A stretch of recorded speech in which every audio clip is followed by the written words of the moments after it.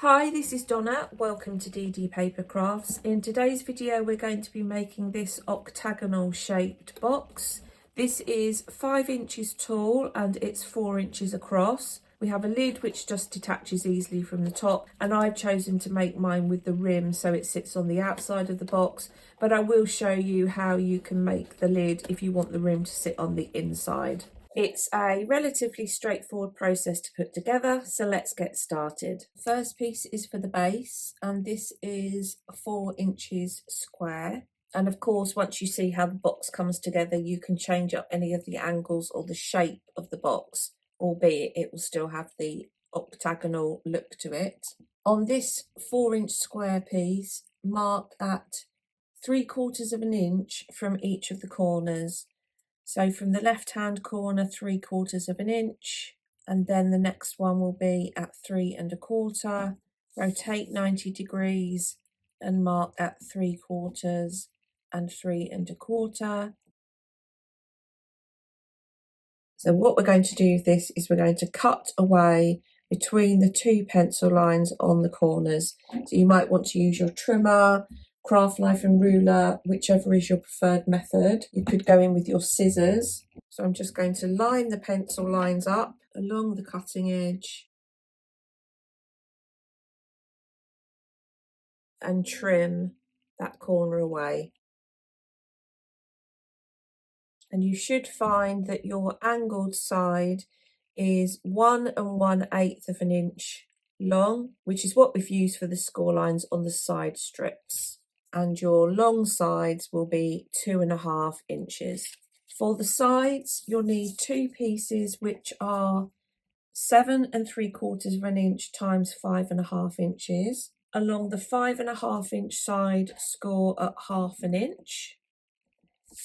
And on the long side, score at 2 1/2, 3 5/8, 6 1/8, and 7 1/4, and you'll do that twice. So we'll now work on the 2 side pieces, and we're going to fold and burnish along all of the score lines. And then on each of these 2 pieces, if you have it in the portrait orientation with the 1/2 inch tab over to the left, we're going to cut and remove the bottom left hand intersecting corner.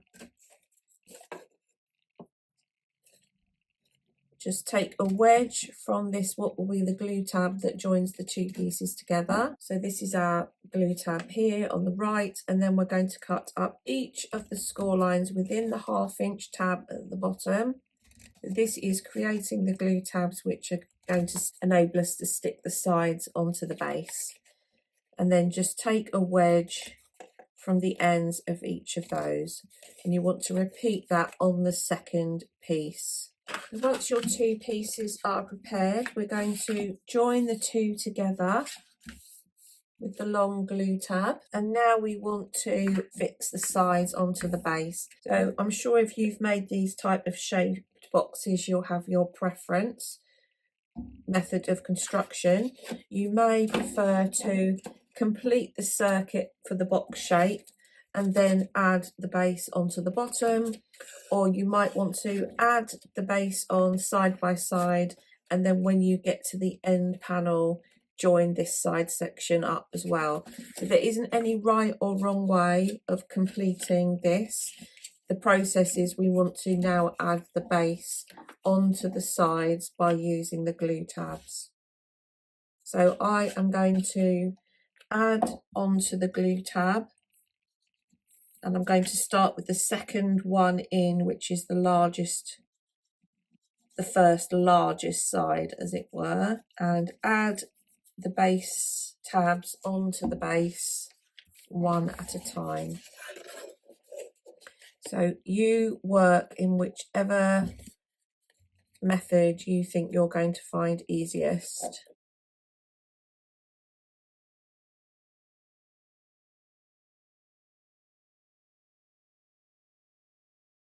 So now I'm going to add glue onto this last tab.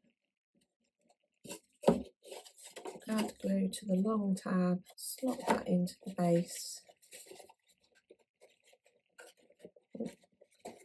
Slot that in there and secure the side into place. And then once I'm happy, I can go in and just burnish down the tabs. So that is the box shape. Final thing we're going to do is make the lid, and the lid is going to have a rim which can either slot on the inside of the box or fit over on the outside of the box.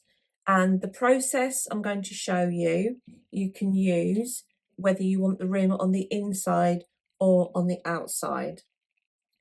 So I've got 2 strips of cardstock which are 7 3/4 inches by 1 inches, and on both I'm going to score at 1/2 inch, which is going to give me a 1/2 inch rim which is going to sit on the inside or the outside of the box, and a 1/2 inch glue tab to attach the rim to the lid. So if you would like a longer element that is going to slot on the inside or the outside of the box, you will need to make this strip wider.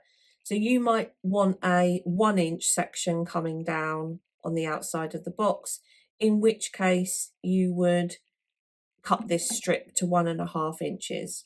So I'm going to score along the short side at 1/2 inch. So regardless of the width of your strip, score at 1/2 inch to give you a glue tab.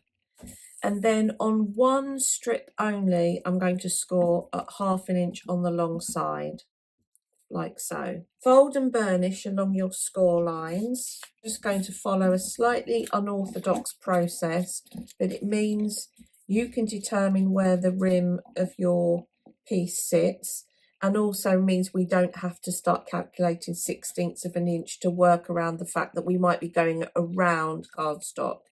So I'm going to join these 2 strips together. So if you take the strip that's got the 1/2 inch tab at the end, we're going to remove one of the squares. So I've removed the bottom right hand square, and I'm just going to take a wedge from what's left behind, and then I'm going to join my 2 strips together. Add some glue onto here. You might want to watch this element. You might have your own method of creating a lid. So that is going to glue onto there like so. Now, if it is your intention to have the rim running around the outside of the box, you might want to add your pattern paper on now. I'm going to have my rim on the outside, but I'm pretty confident that I'm going to be able to make the rim large enough so that it's going to go down over the pattern paper. So once your strip is secured and added together, you can follow the same process if the rim is going to sit on the inside as the outside. I'm going to sit my strip on one of the long edges, and I've got my cut edge is at the bottom. So I'm going to lay it on like so.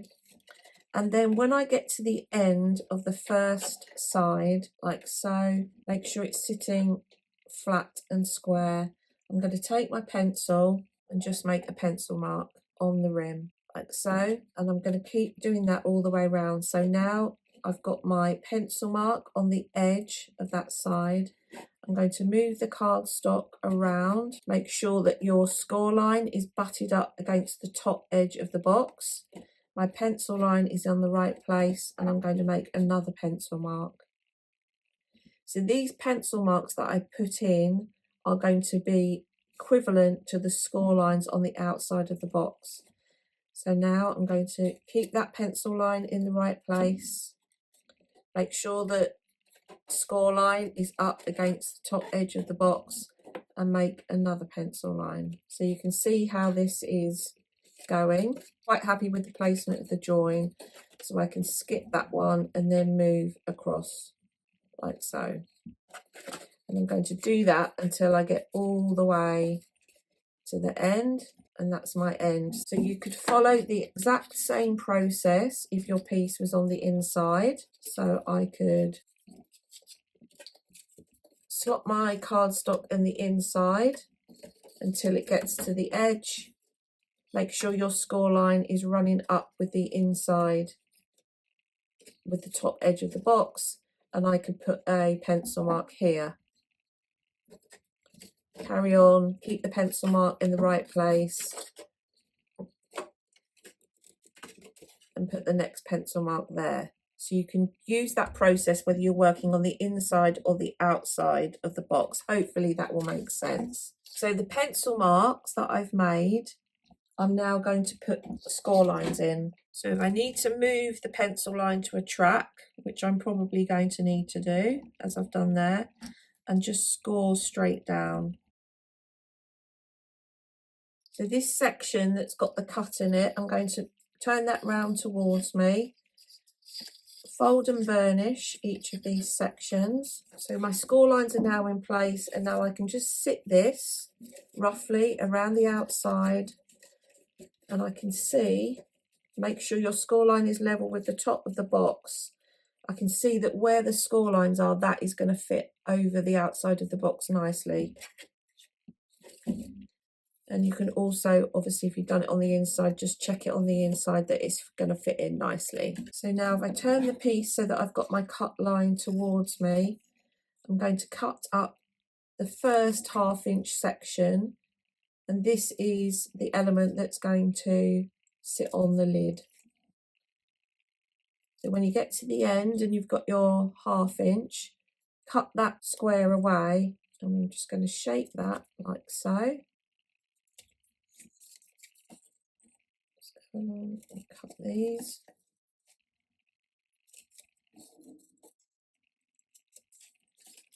I'm going to add a slight wedge. This process will be the same regardless of whether the rim's on the inside or the outside. Each of those. Join the piece together to complete the circuit. Just let that dry. And now we want to cut the lid shape. Depending on the overhang that you want for your lid, I'm going to cut myself a piece which is 4 1/4 by 4 1/4. So the lid is only going to be slightly bigger than the outside edge of the box. And on this piece, I'm going to mark on each side at 7/8 and 3 3/8. And then I'm going to cut between the pencil lines. Bring my rim in and sit it on the outside. It sits on there nicely like so. And then I'm going to add glue onto the glue tabs and then secure this into place. And then this is going to sit on the top. You see, I've only got a very slight overhang. So that is my box with the lid in place, and now that is ready for all the additional decoration. So here's the finished box for today. You can see I've added pattern paper onto all of the sides. For the lid, I had a piece which was 4 inches by 4 inches. I laid that on the top, making sure I'd got an equal distance on all the sides, and then marked where I wanted the angles to come down for the border.